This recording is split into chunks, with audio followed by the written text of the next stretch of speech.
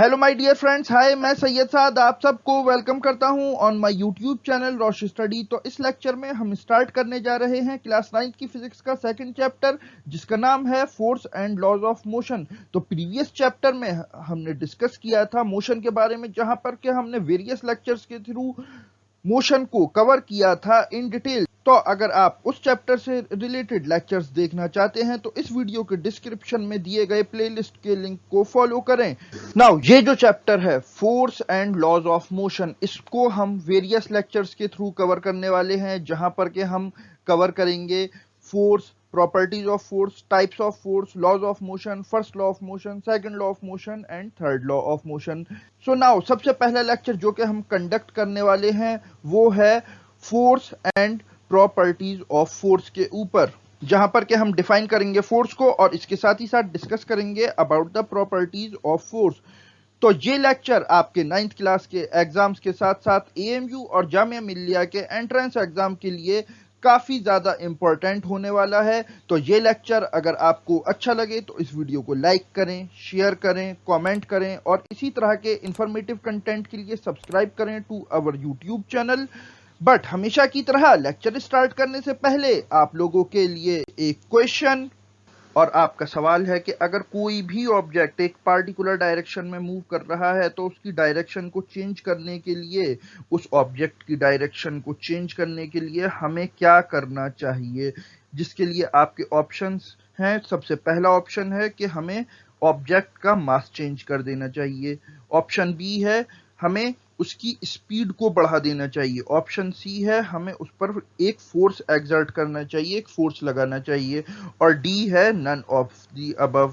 सो comment section आपका है इसका राइट आंसर, वहां पर लिखो हमेशा की तरह इसका सही आंसर मैं आपको बताऊंगा इस लेक्चर के लास्ट में। तो चलिए हम स्टार्ट करते हैं आज का अपना topic. So stay with us because there is a lot to know, a lot to discuss. So let's start. देखो, जब हम फोर्स के बारे में बात करते हैं तो फोर्स हम बोलते हैं बेसिकली पुश को, जब कभी भी आप किसी भी चीज को धक्का देते हैं, या फिर पुल को, जब कभी भी आप किसी भी चीज को अपनी तरफ खींचते हैं। देन ये जो पुश और पुल होता है ये कॉज बनता है किसी भी ऑब्जेक्ट की, किसी भी बॉडी की वेलोसिटी में चेंज लाने के लिए। और ये जो वेलोसिटी का चेंज होता है ये डायरेक्टली प्रोपोर्शनल होता है फोर्स के। अगर अगर हम फोर्स ज्यादा लगाएंगे तो चेंज उतना ही ज्यादा शार्प हमें दिखाई देगा, और फोर्स अगर हम कम लगाएंगे तो चेंज ऑफ वेलोसिटी भी हमें कम शार्प दिखाई देता है। देन ये जो फोर्स होता है ये एक एक्सटर्नल एजेंट होता है जो कि किसी भी बॉडी की स्टेट को चेंज कर सकता है, यानी कि वो उसको रेस्ट से मोशन में ला सकता है। या अगर कोई मूविंग बॉडी है और आप उस पर फोर्स लगा रहे हैं तो या तो वो उसकी स्पीड को और ज्यादा इंक्रीज कर देगा या डिक्रीज कर देगा, या उस मूव करने वाली बॉडी को फोर्स रेस्ट में लेकर आ सकता है। तो ये जो फोर्स होता है इसको हम न्यूटन में मेजर करते हैं, और फोर्स का ये यूनिट रखा गया है बेसिकली सर आइजैक न्यूटन के ऑनर में, और इसको हम रिप्रेजेंट करते हैं by the letter N. And last ये जो फोर्स है ये एक वेक्टर फिजिकल क्वांटिटी है। याद है हमने मोशन के चैप्टर में एक लेक्चर किया था अबाउट द फिजिकल क्वांटिटीज, जहां पर हमने ये जाना था कि फिजिकल क्वांटिटीज दो टाइप्स के होते हैं, एक तो होते हैं स्केलर और दूसरे होते हैं वेक्टर। और स्केलर क्वांटिटीज वो होते हैं जिनको कि सिर्फ हम मैग्नीट्यूड की ही हेल्प से एक्सप्रेस कर सकते हैं, बट वेक्टर क्वांटिटीज वो होते हैं जिनको कि एक्सप्रेस करने के लिए मैग्नीट्यूड और डायरेक्शन दोनों की ही जरूरत पड़ती है। अगर आप इसके बारे में डिटेल में जानना चाहते हैं तो प्लेलिस्ट में जाकर मोशन के प्लेलिस्ट में जाएं और वहां पर उस लेक्चर को आप फॉलो कर सकते हैं। सो ये जो फोर्स होता है ये एक वेक्टर क्वांटिटी है, बिकॉज फोर्स को एक्सप्रेस करने के लिए हमें मैग्नीट्यूड और डायरेक्शन दोनों की ही जरूरत पड़ती है। देन ये है हमारी डे टू डे लाइफ में फोर्स के कुछ बेहतरीन एग्जाम्पल्स जहां के हम फोर्स का यूज करते हैं। देन इस लेक्चर का नेक्स्ट और लास्ट टॉपिक है प्रॉपर्टीज ऑफ फोर्स। तो देखो, जब कभी भी हम प्रॉपर्टीज ऑफ फोर्स के बारे में बात करते हैं देन फोर्स की जो सबसे पहली प्रॉपर्टी यहाँ पर हम डिस्कस करने वाले हैं वो ये कि फोर्स किसी भी स्टेशनरी बॉडी को मोशन में ला सकती है, ठीक है। देन फोर्स किसी भी मूविंग बॉडी को स्टॉप कर सकती है, उसको रेस्ट में ला सकती है।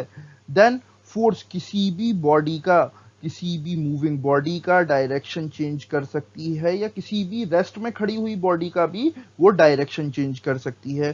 फोर्स इसके साथ ही साथ स्पीड भी चेंज कर देती है कि कोई भी बॉडी या कोई भी ऑब्जेक्ट अगर एक सर्टेन स्पीड के साथ मूव कर रहा है, तो जो हम उसके अंदर चेंज इन स्पीड देखते हैं, चाहे वो इंक्रीज करे या डिक्रीज करे, ये बेसिकली होता है फोर्स की वजह से। देन फोर्स किसी भी ऑब्जेक्ट या किसी भी बॉडी का शेप या उसका साइज चेंज कर देती है, कर सकती है। तो ये थी कुछ बहुत ही इंपॉर्टेंट प्रॉपर्टीज ऑफ फोर्स। तो इसी के साथ ये हमारा पहला लेक्चर यहीं पर एंड होता है, जहां पर के आपको फोर्स और प्रॉपर्टीज ऑफ फोर्स अच्छे से समझ में आ गए होंगे। द नेक्स्ट लेक्चर हमारा होने वाला है about the types of force, के फोर्स कितने तरीके के होते हैं। तो इसी के साथ ये लेक्चर मैं यहीं पर एंड करता हूं। नाउ मूव करते हैं हम अपने क्वेश्चन की तरफ। और आपका सवाल था कि अगर कोई भी बॉडी अगर वो मूव कर रही है एक पार्टिकुलर डायरेक्शन में, तो उसका डायरेक्शन चेंज करने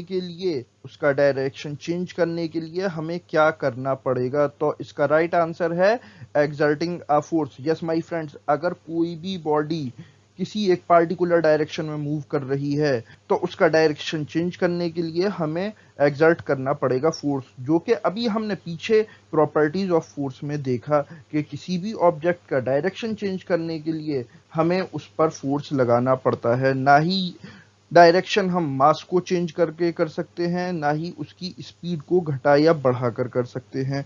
so this is the end of the video. अगर ये लेक्चर आपको अच्छा लगे तो इस वीडियो को लाइक करें, शेयर करें, कमेंट करें, और इसी तरह के इंफॉर्मेटिव कंटेंट के लिए सब्सक्राइब करें to our YouTube channel. Now I am Syed Saad signing off. Okay, bye.